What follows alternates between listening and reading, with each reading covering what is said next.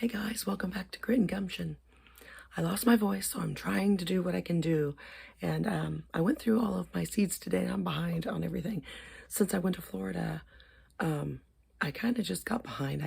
Came back and then I got sick and then, I've been like trying to get back on my feet. But anyway, I went through my list of all the tomatoes and peppers I'm going to grow this year because every year I do something different. And I kind of look at what I did the year before and make my mind up what I want to do this year different. And then also, I'm kind of thinking this year that I want to grow stuff that I can actually put away, put up, can, or get in the freezer or something that I can use more for long term rather than just right now. I'm going to grow a couple things that are fresh, that like peppers that I can eat now and stir fry or on the grill or whatever. But I'm going to grow a lot of stuff that I can put up in different dishes. But for the tomatoes, you guys, I'll tell you what I did.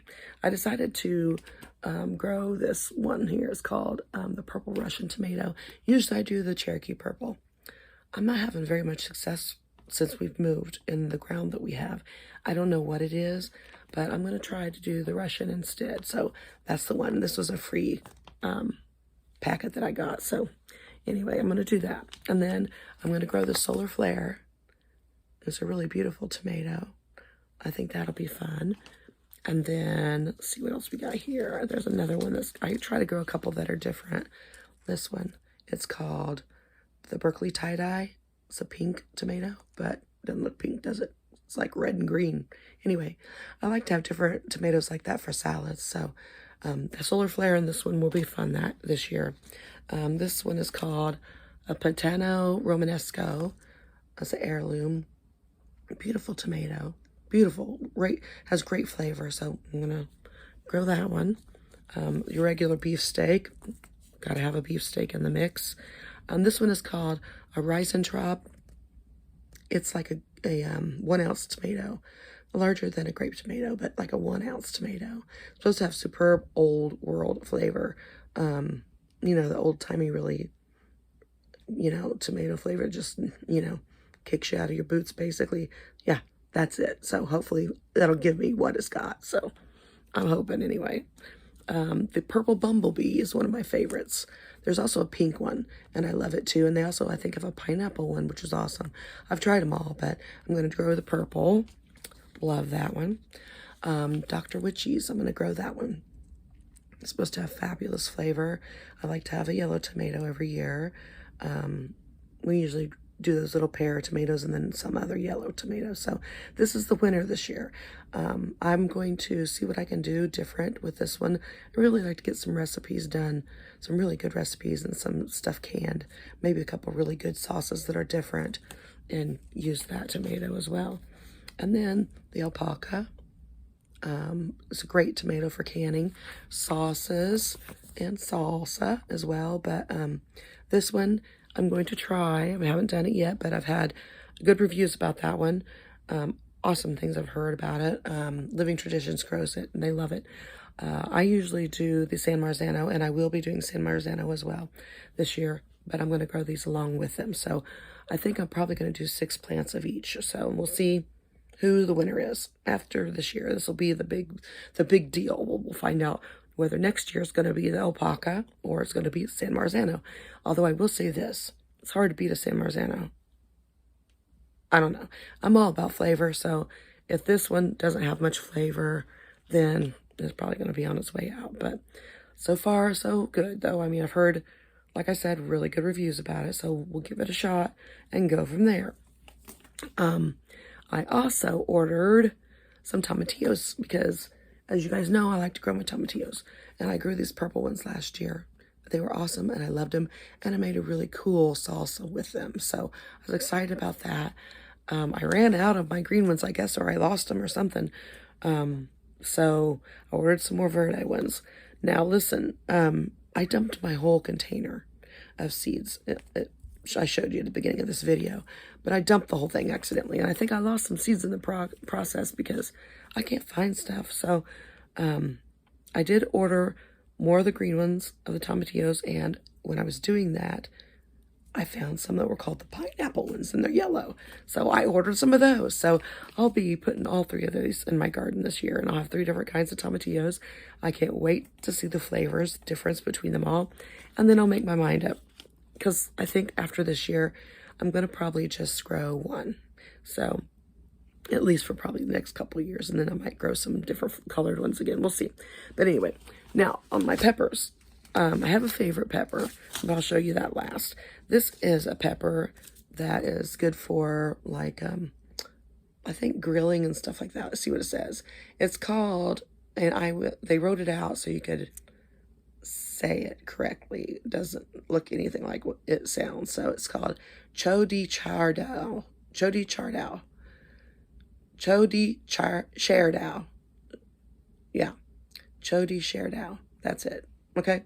I don't know. Anyway, it's supposed to be really good for frying, putting on the grill. It's thin-skinned, has excellent fresh use raw in salads, blisters on the grill.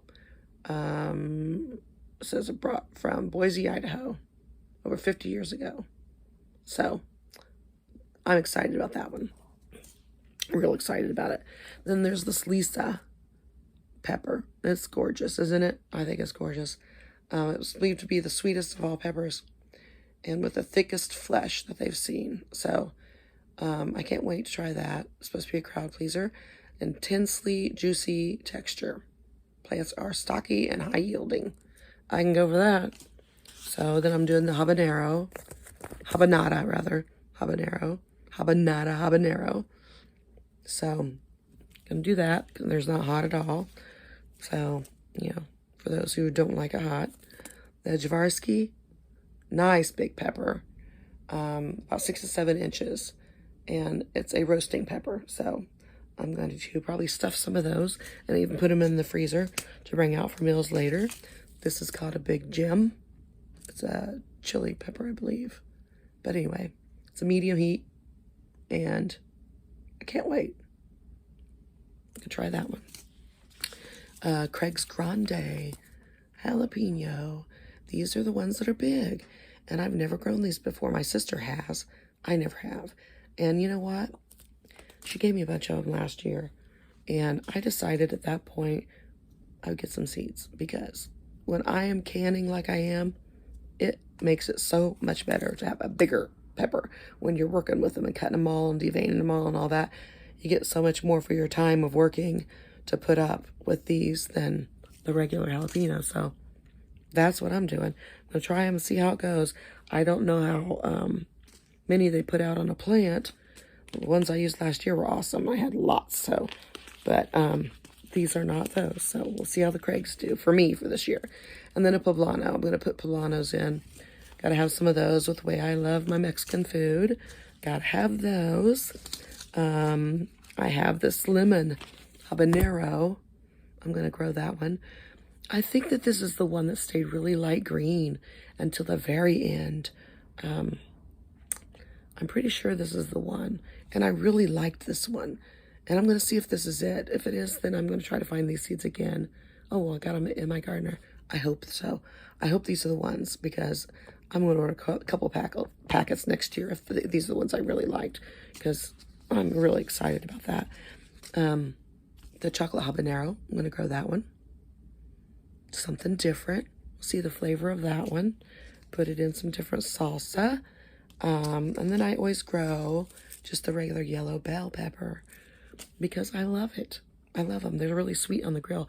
So are the orange ones. If I'm grilling food with onions and all that, I always have a yellow or an orange bell pepper. So if I can find any seeds for the orange, I'll get that too.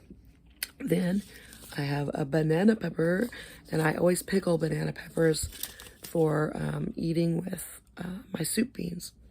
I was always raised, Grandma always had pickled banana peppers in the fridge, and I always used to put them in a bowl I'd put a piece of cornbread in the bowl first, put my beans over the top, I put banana peppers in there, I'd cut up an onion in there, and I'd cut up some tomato in there. I'd put salt and pepper on top, mix it all up, and break down that piece of cornbread. Oh my God, that was so good, you guys. So I don't raise these every year, but I try to do them about every 3 years, because I'll can enough jars of it that'll last me for a few years. So then my favorite pepper of all is this one, you guys, the Banganji. This is a pepper that's not too hot. Let's see, I'll read you the stuff on the back. It says, recognized for traditional culture vegetable in Kyoto, Japan, where it is loved and celebrated. Complex sweet flavor and a soft skin makes this Japanese heirloom a favorite. Extremely versatile, and it is. I use this in everything, you guys. I grow so many of these that I cut them up. I put them in a gallon bag. I put 1 gallon bag in the freezer outside, and I put one in the freezer inside. I use it on everything I cook. I'm not kidding you. I put it in my Italian dishes. I put it in my stir fry. I put it in my Mexican dishes. I put it in everything. Anything and everything. I love this pepper. It's fabulous. And they're beautiful. When you grow them, they're just gorgeous. So I love that pepper. I don't think I'm ever going to not grow that pepper, as a matter of fact. I don't see that ever happening. The first year, I think I put out 6 plants. And I had so many, it was crazy. And they just kept growing and growing all year long. I was like, oh my gosh. And I think I finally pulled the plants out in late October. So I love that plant. It's outstanding. Okay, guys. Also, I want to let you know that on this channel, I used to cook a lot. Charlotte and I used to cook a lot. We used to do desserts and casseroles and different dishes. And I want to get back to doing that. I really enjoyed that. And I was trying to find some dishes that were not expensive to make. I was looking through some old books and old magazines. Some are even from the 70s. And I tried to find some stuff that was interesting, a little different or whatever. Not the same old, you know what I mean? But something that didn't cost a lot of money to make, especially with the price of groceries right now and raising a family. I know it's difficult. You know, there's lots of recipes that I can throw in there now and then that have more ingredients in them and take a little bit more preparation or whatever. It's a little bit more fancy, but I want to really get back to cooking and having fun. I'll do canning videos as well here and there, but I just really want to get back to cooking and doing some desserts and stuff like that. And then also throw some healthy food in there once in a while too, you know, and different things. So if you have any ideas, throw them in the suggestion box, you know, the comment box below. Throw them down there and I'll look for some recipes and see what I can find to make you happy or do something that you suggest, whatever. But anyway, I hope that you guys are doing well. I hope that you're not coming down with anything like I did. And I plan on doing some videos. I got them all lined up. Everything that I have planned, it's all on the schedule. I just really am trying not to talk too much right now. So I'm going to try to get another video out before the week is done. And I also have to do some for derrieres. And I also have to do some for Back Home with Ronnie Dale, which is what I changed my Ayers Acres channel to. So if you used to be subscribed to Ayers Acres, it'll now say Back Home with Ronnie Dale. So just so you know. Anyway, and on that channel, I always do my family recipes. So it's either my own personal recipe that I've made up or a family member's recipe, or something that I grew up with, or something that we enjoyed like that growing up with. So those recipes are near and dear to my heart. I love those recipes, so you can go check those out. And then, like I said, on derrieres, I do a lot of canning over there, and I have a lot of canning ready to go, too. So I want to try to get at least a couple videos out this week on that channel as well. But I cannot push myself because I don't want to go backwards with my voice. So anyway, I hope you guys are doing better than I am now. And stay with me. We'll get there. We'll get there. I have such a huge schedule planned for these channels. I just got to get it done. And I'm trying, but I don't want to push myself too hard and go backward because that kind of started happening over the weekend. So anyway, you guys take care and I'll see you soon. Bye.